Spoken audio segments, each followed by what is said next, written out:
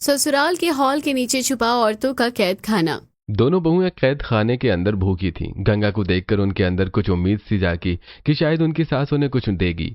गंगा ने जैसे ही थाली को खोला तो उसमें एक बेल्ट थी। अच्छा तो ये है खाने की चीज, क्या बात है, खिलाओ गंगा।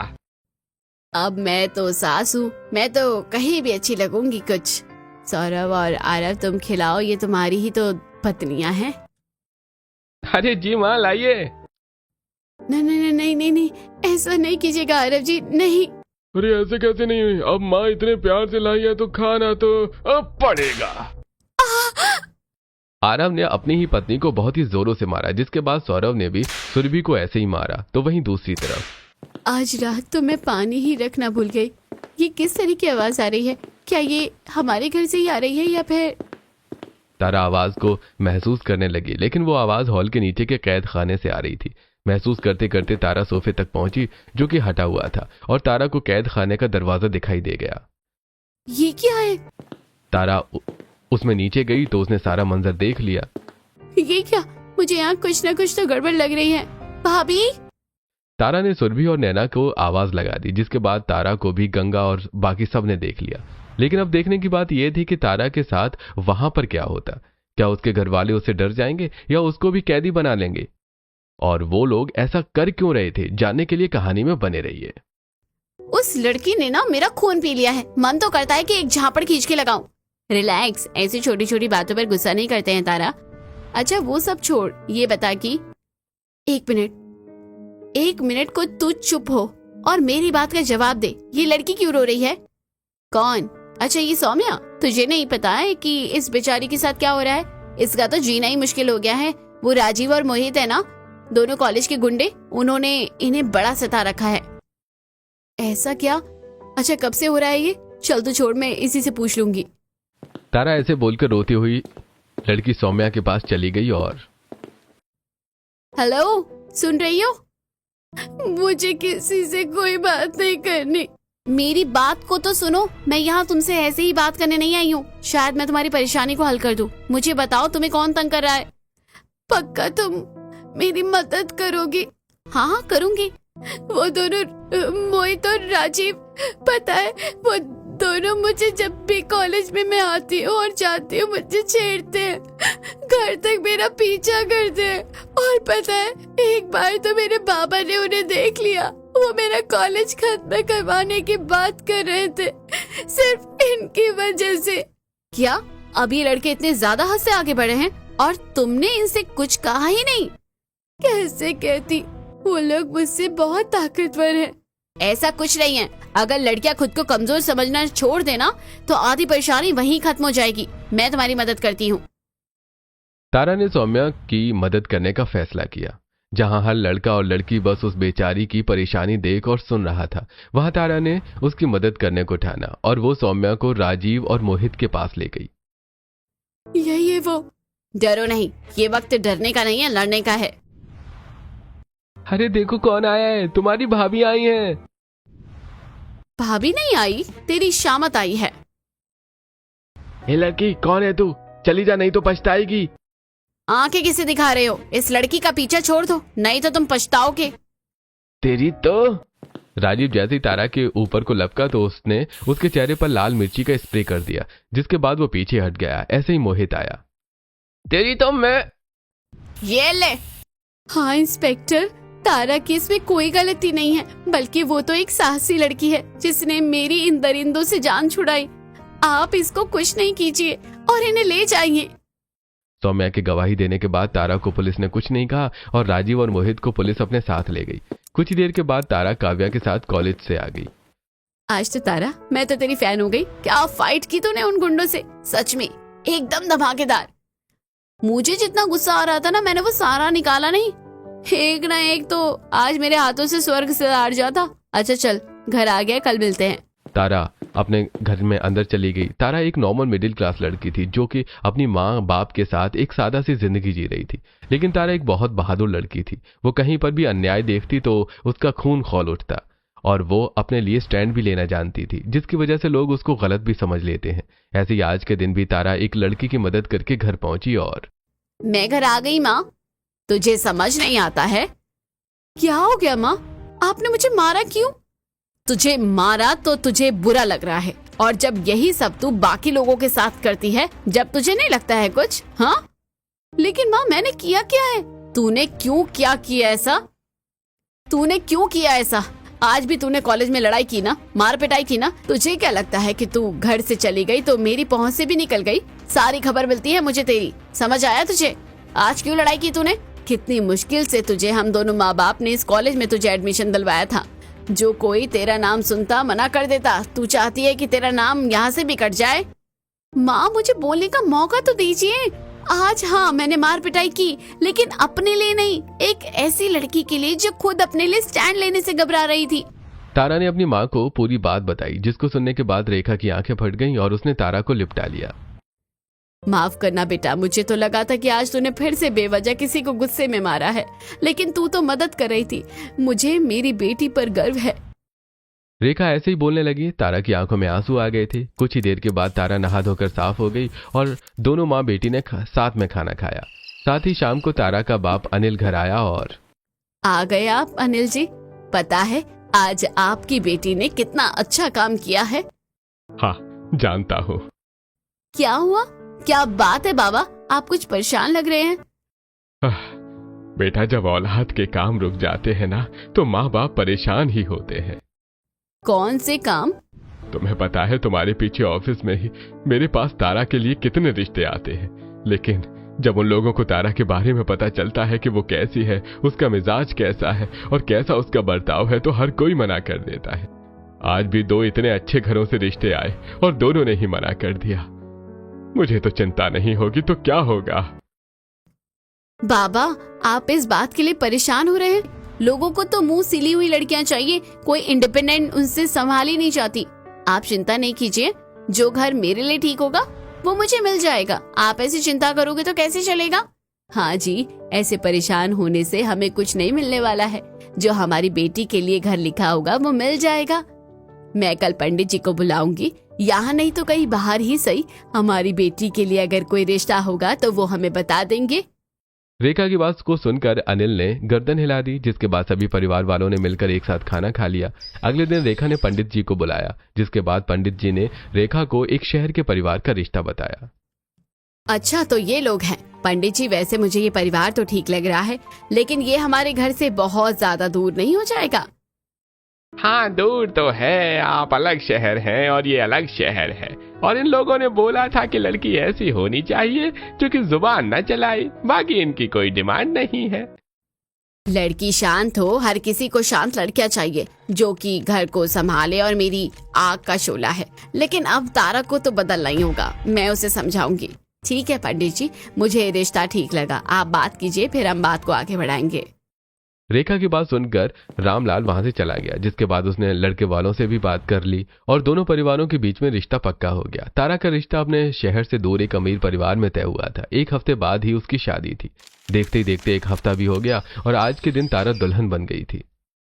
देखा माँ बाबा, आप लोगों ने अभी 1 हफ्ते पहले आप मेरी शादी के लिए परेशान थे और आज के दिन मेरी शादी है। हाँ शादी तो है, लेकिन बेटा रिश्ते संभालने से बनते हैं। तुझे अपनी जुबान और गुस्से पर काबू रखना है। तुझे ससुराल में ऐसे रहना है जिससे कि तेरे माँ बाबा के दिए हुए संस्कारों पर उंगली ना उठे। समझ आया? ठीक है माँ, मैं बर्दाश्त कर लूंगी और कभी आपके नाम पर आंच नहीं आने दूंगी। तारा की बात को सुनकर रेखा ने उसको गले लगा लिया। कुछ ही देर के बाद तारा के परिवार वाले उसके पास से हट गए और बारात आ गई, जिसके साथ तारा अपने माँ बाबा को अलविदा कहकर विदा हो गई। अभी तारा अपने गृह प्रवेश के लिए ससुराल के दरवाजे पर खड़ी हुई थी कि तभी वाह, ये घर तो बड़ा ही अच्छा है। कहाँ तो मुझे लग रहा था कि मेरी शादी कभी होगी नहीं, और अब हो गई। तो कितने बड़े और अमीर घर में हुई है। सच में तारा तू तो बड़ी लकी है। तारा ऐसे ही सोचने लगी कि तभी उसकी भाभियां आई। उसके ससुराल में उसके 3 जेठ, 3 जेठानियां, 1 नंद और सास ससुर थे। माँ जी, अगर आप कहे तो क्या मैं नई बहू की आरती कर दूं? अरे हाँ करो, और क्या अलग से बोलना पड़ेगा? ठीक है कर रहे हैं। सोनाली भाभी पहले आप कीजिए, आप भी घर की सबसे बड़ी बहू है। हाँ करती हूँ। अरे जरा जल्दी करो ना सोनाली, क्या मरेली की तरह तुम हाथ चला रही हो? सुनील की बात को सुनकर सोनाली डर गई और उसने अपनी नई देवरानी की आरती करना शुरू किया। तारा सोनाली के हाथ देख रही थी जो कि कांप रहे थे और उसके हाथों पर बहुत ही ज्यादा निशान थे। ये भाभी के हाथ इतना कांप क्यों रहे हैं और हाथों पर ऐसे निशान क्यों हैं, जैसे कि इन्होंने खुद को ही खंजर मार दिया हो। तारा ने ऐसे ही बाकी बहुओं को भी देखा, उनके भी हाथ और मुंह पर ऐसे ही दाग थे। तारा को ये सब अजीब तो लगा, लेकिन वो कुछ बोली नहीं और बस आराम से वो घर के अंदर आ गई। मुझे अब माँ जी और बाबा जी के पांव छूने चाहिए। बहू, तेरी माँ ने तुझे सिखाया नहीं है क्या कि नई बहुएं ससुराल में अपने सास ससुर के पांव छूती है? नहीं माँ जी, वो तो मैं बस आपकी पांव छूने ही आ रही थी। बहुओं को जवाब नहीं देने चाहिए। सुना नहीं है क्या कि नई बहुएं कम बोलती हुई ही अच्छी लगती हैं? अरे बाबा, आप लोग मुझसे सवाल कर रहे थे, अब क्या मैं जवाब भी ना देती? तारा चुप हो जाओ, तुम नई नवेली बहू हो और जानती हो शर्म बहू का सबसे बड़ा कहना है। थोड़ी सी कम बोलोगी तो सभी को अच्छी लगोगी। सुरभि ने ऐसे ही तारा को चुप करवा दिया, जिसके बाद तारा कंफ्यूज से अपने कमरे में आ गई। तारा का कमरा काफी बड़ा और सुंदर था, जिसको देखने के बाद वो बोली, अरे वाह आरुष जी, कमरा तो कितना अच्छा है। बहुत बढ़िया। ये क्या आरुष, आज हमारी शादी हुई है, हमें कमरे में आए हुए 1 मिनट तक नहीं हुआ और आप एक ही फोन में लग गए हैं। क्या क्या बोली तुम? क्या हुआ? मैंने तो ऐसा कुछ भी नहीं कहा जितना आपको बुरा लग रहा है। देखो तुम्हारी ना जबान बहुत ज्यादा चल रही है, इसको जरा कम चलाओ, इसी में तुम्हारी भलाई है, समझ आया? क्या मतलब? नहीं नहीं नहीं तारा, तू गुस्सा नहीं कर सकती। अपनी माँ से किया हुआ वादा याद रख, ये तेरा ससुराल है। तारा ने खुद को किसी तरह से शांत कर दिया। कुछ ही देर के बाद वो सो गई और ऐसे ही अगले दिन आज तारा की पहली रसोई थी, जिसके लिए तारा 10 बजे उठकर आई। नमस्ते। नमस्ते, उठ गई आप महारानी? ससुराल में पहले ही दिन देर करके कौन उठता है? रात को हम कितनी देर से घर आए, उसके बाद नई जगह पर सोने में भी मुझे वक्त लग गया। तेरे पास हर बात का उत्तर होता है। मैंने पूछा क्या तुझसे? नहीं माँ जी, वो। तारा बस करो, जब माँ जी कुछ कह रही हैं तो सुन लो, हर एक बात का जवाब देना लाजमी नहीं है। तुम लोग क्या गूंगे का गुड़ खाए हुए हो? हाँ, जो हर बात को यही बोलते रहते हो। ठीक है। तारा पूरी कोशिश कर रही थी कि वो अपने परिवार वालों से जुबान न लड़ाए। ऐसे ही उसने अपने ऊपर काबू किया कि कुछ ही देर के बाद तारा की पहली रसोई की बात शुरू हुई। माँ, भूख लग रही है, खाना बनवाओ। सुना तूने? चल जाकर अपनी पहली रसोई बना। बताओ बच्चों क्या खाना है? माँ, मैं तो खीर खाऊंगी। मैं मलाई कोफ्ता खाऊंगा।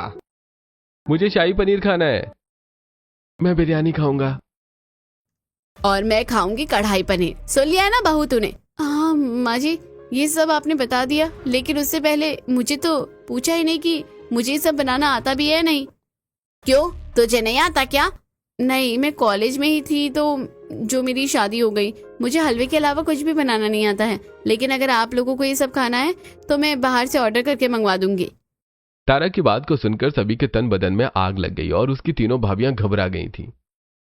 बताइए, ठीक कह रही हूँ ना मैं? इस घर में कोई भी बाहर से खाना मंगवा कर नहीं खाता है। भाभी, आप तीनों ने इन्हें हमारे घर के रीति रिवाजों के बारे में कुछ भी नहीं बताया है क्या, जो ये ऐसे स्टूपिड बातें कर रही है? क्या हो गया? बाहर से तो खाना आजकल मंगवाना नॉर्मल है। तारा ऐसे ही सोचने लगी। अभी उसने ऐसे बोला ही था कि तभी उसकी सास गुस्से में बोली, ये जो तेरी जुबान है ना, इसको ज्यादा मुझे दिखाने की जरूरत नहीं है, समझ आया तुझे? चल जाकर खाना बना। और बहुआ, तुम इसको हमारे घर के उसूल भी बताओ और इसको ना समझ को खाना बनाना भी बताओ। आइंदा इस घर में ऐसी बात ना हो जाए जो कि हमारे उसूलों के खिलाफ हो, नहीं तो सजा तुम्हें भी मिलेगी।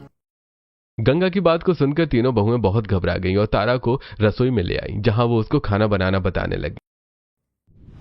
तारा, चलो तुम पहले खीर बना लो, उसके बाद जब वो कटोरी में निकल जाएगी तो वो ठंडी हो जाएगी और इतने में तुम खाना बना लेना। अच्छा ठीक है। भाभी, वैसे क्या मैं एक बात पूछूं, आज सभी लोग इतने ज्यादा माँ जी से डरते क्यों हैं? मेरा मतलब है कि अगर बाहर से खाना आ भी जाता तो क्या हो जाता? तारा की बात को सुनकर सभी बहुओं की आंखें फट गईं, जैसे मानो उसने क्या बोल दिया हो। और भगवान के लिए तारा, अब इस शब्द को मुंह से भी नहीं निकालना, नहीं तो तुम्हारी ये नादानी हम सभी के लिए भारी पड़ जाएगी। पर अब तुम काम कर रही हो ना, तो काम पर ध्यान दो। और हाँ, एक और बात, तुम ना अपने मुंह पर ताला लगाना सीख लो, तब सही रहेगा। अगर कोई किसी बात पर डांटे ना तो सुन लो, कोई भी कुछ कह रहा हो उसके ऊपर ध्यान नहीं दो। और तीसरा, अगर कोई कुछ बनाने को कहे तो खामोशी से रसोई में जाओ। कभी ये सवाल नहीं करना कि वो चीज कैसे बनेगी। कुछ पूछना हो तो हमारे पास आना, लेकिन भगवान के लिए ये सवाल अभी मत करो। सोनाली की बात को सुनकर तारा को कुछ समझ नहीं आ रहा था कि वो ऐसा क्यों बोल रही है, लेकिन वो सब कुछ सुनकर बस चुप रही। ऐसी कुछ ही देर के बाद अपनी भाभीियों की मदद से तारा का खाना बन गया और तारा ने वो सभी के आगे लगाया। ये लोग गूंगे हैं क्या? नई बहू ने खाना बनाया और इनके हलक से एक शब्द तारीफ का नहीं निकल रहा है। मैं ही पूछ लूं क्या इनसे कि कैसा बना है? नहीं, भाभी ने मना किया था। कंट्रोल तारा, कंट्रोल। तारा ने कैसे कैसे खुद को बोलने के लिए काबू किया। कुछ ही देर के बाद सभी खाना खाकर निपट गए, जिसको बहू ने समेट दिया। ऐसे ही अब तारा की शादी हुए 1 हफ्ता हो चुका था। वैसे तो इस 1 हफ्ते में सभी कुछ ठीक ही रहा था, लेकिन इस 1 हफ्ते में तारा ने अपने घर वालों का एक दूसरे के साथ बर्ताव जरा भी घुला मिला नहीं देखा था। ऐसे ही उसके ससुराल के दिन बीत रहे थे और आज के दिन तारा अपनी छोटी दोनों भाभीियों के साथ बाजार आई हुई थी। भाभी, सारा सामान हमने ले तो लिया है ना? कुछ रहा तो ही नहीं है ना? हाँ, ले तो लिया है। अब जल्दी से घर चलो, 1 घंटा होने वाला है। अरे हाँ, 1 घंटा होने में बस 15 मिनट बाकी है। चलो घर चलो, नहीं तो हम लेट हो जाएंगे। आज तो आप लोग मुझे बता ही दीजिए कि ऐसा भी क्या कर देंगे माँ जी अगर आप 1 मिनट लेट भी हो गई तो? भाभी, अब हम क्या ही बताएं। एक तरफ दोनों बहुएं एक दूसरे का मुंह देख रही थी तो वहीं दूसरी तरफ घर में सोनाली, तू इतनी जिम्मेदारी से काम कर रही है।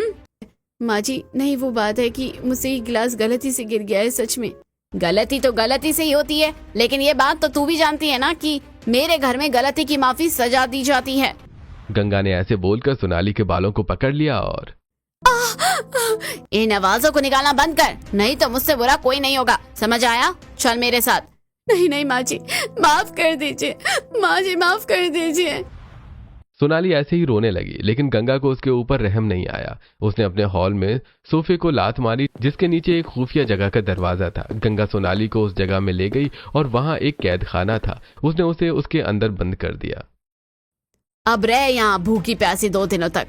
अब तुझे कुछ खाने को नहीं मिलेगा और ना ही तू एक भी झलक सूरज को देख पाएगी। नहीं माँ जी, नहीं। सोनाली ने गंगा को खूब आवाजें लगाई, लेकिन गंगा ने उसकी एक भी नहीं सुनी और वो उसको वहां कैद खाने में बंद करके बाहर आ गई। कुछ ही देर के बाद तीनों बहुएं घर को आईं। घर में एक अलग ही सन्नाटा था। हम घर आ गए माँ जी। आ गई तो क्या मैं अचार बनाऊं? बाहर से ही चिल्लाते हुए क्यों आ रही हो? माफ कर दीजिए माँ जी, सोनाली भाभी कहीं दिख नहीं रही है। सोनाली यहाँ नहीं है। कहाँ गई है? मुझे नहीं पता। गंगा ऐसे बोलकर चली गई। घर में गंगा के सिवा सोनाली के साथ कोई नहीं था, जिसकी वजह से बहुएं समझ गईं कि सोनाली कैद खाने के अंदर है। भाभी, लगता है कि माँ जी ने आज फिर से सोनाली भाभी को कैद खाने के अंदर डाल दिया है। हाँ, मुझे भी बहुत डर लग रहा है। अब हम लोगों को भी संभल कर रहना पड़ेगा। एक छोटी सी गलती हमें कैद खाने पहुंचा सकती है। दोनों ही बहुएं सतर्क हो गईं। वहीं तारा को इस बारे में कुछ पता भी नहीं था। ऐसे ही शाम हो गई और शाम के वक्त तक भी सोनाली नहीं आई थी। सभी घर वाले आ गए थे। सभी खाना खा रहे थे कि तारा बोली, माँ जी, भाभी कहाँ है? वो तो अभी भी नहीं आई है। सुनील भाई, भाभी को आपने कहीं देखा? क्या सोनाली कहीं गई हुई है माँ? हाँ, गई हुई है, लेकिन मैंने भेजा है, तो गुस्सा करने की बात नहीं है। ओह, फिर तो ठीक है।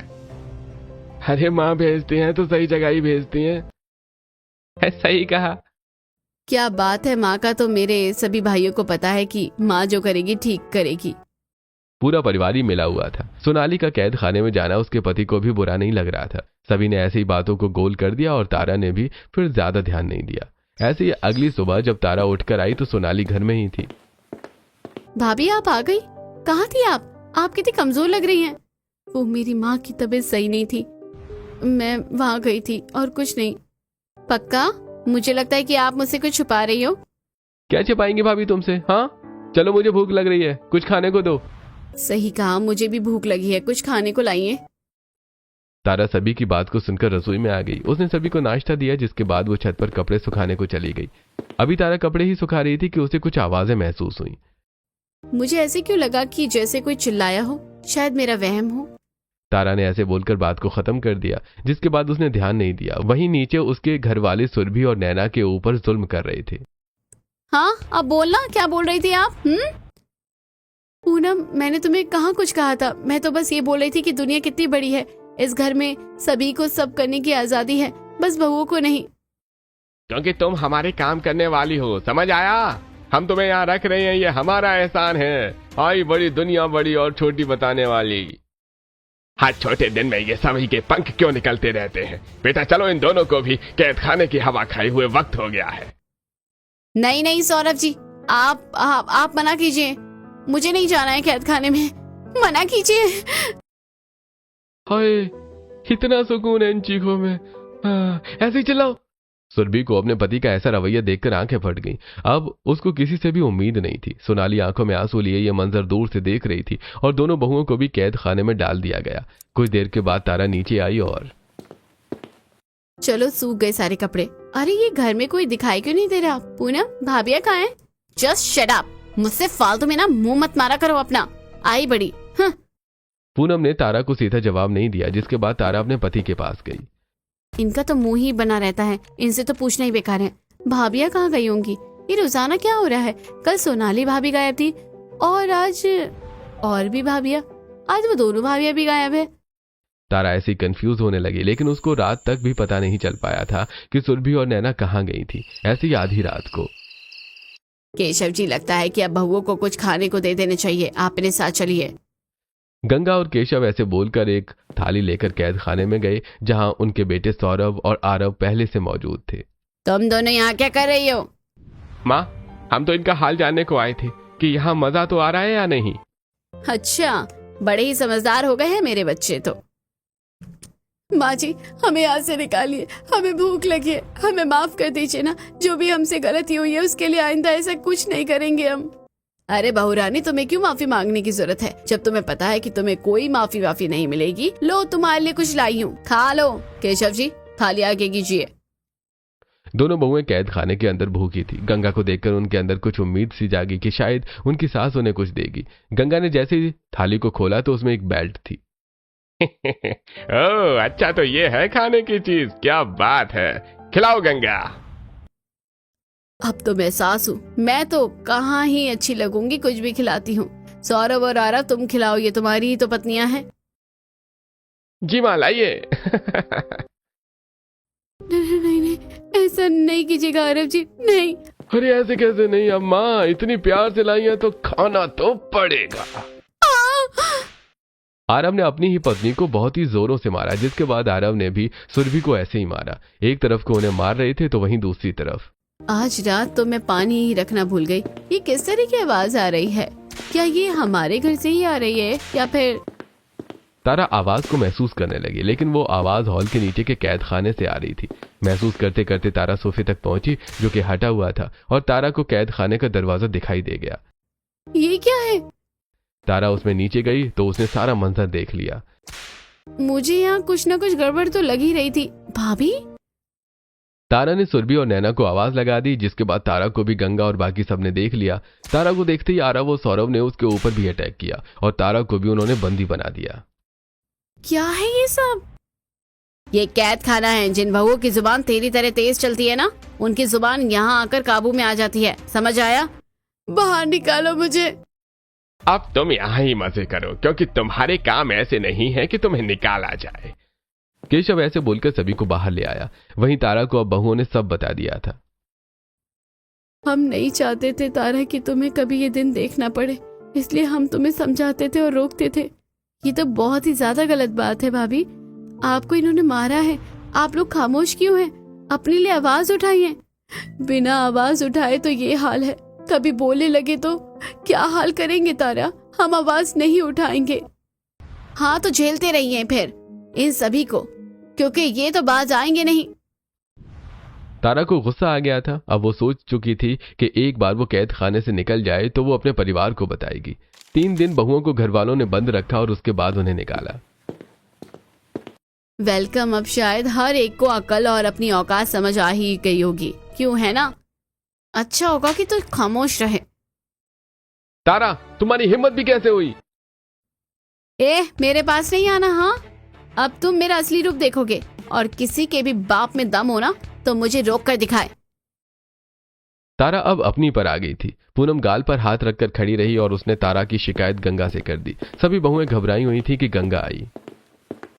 क्यों री तारा, आसमान में असली का तारा बनकर चमकने की ख्वाहिश है क्या तेरी? बोल, मेरी बेटी पर हाथ चलाया है? छोड़ दे मेरी बाजू को, छोड़ दे मेरी बाजू को। तारा ने गंगा की बाजू को भी पकड़ लिया, जिसके बाद छोड़ो तारा, मेरी माँ की बाजू छोड़ो। छोड़ रही हूँ, जरा मोड़ तो दूं। ये लो, तुमने आग से खेला है तो अब जलना तो पड़ेगा ना माँ जी। तारा के सामने अब अपने परिवार की सच्चाई थी। वो ऐसे ही गुस्से में उन लोगों को मजा चखाने लगी। जिसके बाद वो टेबल पर खाना खाने को बैठ गई, लेकिन किसी की इतनी हिम्मत नहीं थी कि वो उसके पास आकर कुछ कह पाए। ऐसे कुछ दिन और गुजरे और अब तारा को जो दिल करता वो ही करती और वैसे ही करती थी। ऐसे ही आज के दिन वो बाहर थी। आरुष, ये तारा कहाँ है? मुझे नहीं पता है। इससे अपनी पत्नी को ही संभाला नहीं जा रहा है। अरे भाई, आप ऐसे बोल रहे हो जैसे कि सब मेरे हाथ में हो। ये तारा कहाँ गई हुई है? क्या बात है, आज तो बाहर खाना खाकर मजा ही आ गया। आहा, अरे नहीं, ये तारा क्या बोलती हुई आ रही है। और क्या हाल है सभी? आ गई तुम, अंदर चलो। ऐसे नहीं, छोड़ो। ऐसे नहीं पतिदेव, अब पत्नी को मारा है तो झेलना तो पड़ेगा ही। तारा ने उल्टा आरुष के ही बालों को खींच दिया। ये देखकर तीनों बहुएं ही हैरान हो गईं। तारा के पास के सभी हट चुके थे। वो अपने कमरे में चली गई कि तभी बहुएं भी पीछे से आईं। अरे आप सभी आइए, आ ही रहे हैं। तारा क्यों कर रही हो ऐसा? ये लोग बहुत ज्यादा खतरनाक हैं। तो क्या इन लोगों के पांव तले कुचल कर अपनी जिंदगी को नर्क बना दूं? गलत मैं नहीं कर रही हूँ भाभी, गलत आप हैं। सुना नहीं क्या आपने? अपराध करने वाले से बड़ा अपराधी वो है जो उस अपराध को बर्दाश्त करे, और मैं एक अपराधी नहीं बन सकती। मैं तो देखती हूँ कि आप ये सब कैसे झेल लेती हैं। मैं तो उन लोगों की बकवास अब 1 मिनट नहीं झेल पाऊंगी। हाँ लेकिन भाभी, आप घबराइए मत, मेरा साथ दीजिए, मेरे साथ खड़े होइए। देखिए, मैं आपको इन लोगों से आजाद करवा दूंगी। तारा की बात को सुनकर अब बहुओं को भी एहसास हुआ, लेकिन उनकी बातें पूनम ने सुन ली थी। उसने अपने घर वालों को सभी कुछ बता दिया। ठीक है, एक खेल तुम खेलो, एक खेल मैं खेलती हूँ। ऐसे ही अगला दिन आया। बहुओं ने अपनी आजादी के लिए आज पहला कदम बढ़ाया था। वो सभी तैयार हो गई और डरते डरते तारा के साथ गंगा के सामने गई। घर में बस गंगा ही थी। मम्मा जी, हम बाहर जा रहे हैं, शाम को आएंगे। ठीक है बहू, जाओ। क्या सच में माँ जी? हाँ, क्यों नहीं। अब मुझे नहीं लगता कि मुझे तुम्हें ऐसे बंदी रखना चाहिए। तुम्हारी भी तो जिंदगी है ना, क्यों नहीं जाओ। लेकिन सोनाली, तू रुक जा जरा, मैं नहाने जा रही हूँ। तू तो मेरी साड़ी को इस्त्री कर दे। गंगा की बात को सुनकर सोनाली खुशी खुशी रुक गई। वहीं तारा, नैना और सुरभि के साथ आ गई थी। लेकिन गंगा ऐसे आसानी से सुधरने वाली चीज नहीं थी। उसने बहुओं के जाते ही एक इशारा किया और हथियार लेकर सभी छिपे हुए घरवाले निकल आए। आरव जी, बाबा, पूनम, आप सभी यहाँ हैं? बहुत पंख निकल आए हैं तेरे, चल अब तेरे पंखों को ही काटेंगे। सोनाली अपने परिवार वालों को देखकर घबरा गई। वो सभी उस पर वार करने को आगे बढ़े। आरव ने उसके हाथों को पकड़ लिया था। ऐसे ही अभी सोनाली डर ही रही थी कि तभी दरवाजे पर दस्तक हुई और खबरदार, जो किसी ने कुछ भी करने की कोशिश की। पुलिस? भाभी, तुम सभी घर वालों को गिरफ्तार किया जाता है और औरत को परेशान करने के लिए तुम सभी पर धारा भी लगाई जाती है। गीता ऐसे बोलकर सभी घर वालों को गिरफ्तार करके ले गई। सोनाली डरी हुई थी। मेरी तो जान ही निकल गई थी। तुम्हें कैसे पता चला कि ये लोग क्या कर रहे हैं? हमने तो सब सच मान लिया था, लेकिन तारा ने कहा कि ये सभी ऐसे आसानी से सुधरने वाली चीज नहीं है। जिसके बाद उसने घर में फोन रख दिया।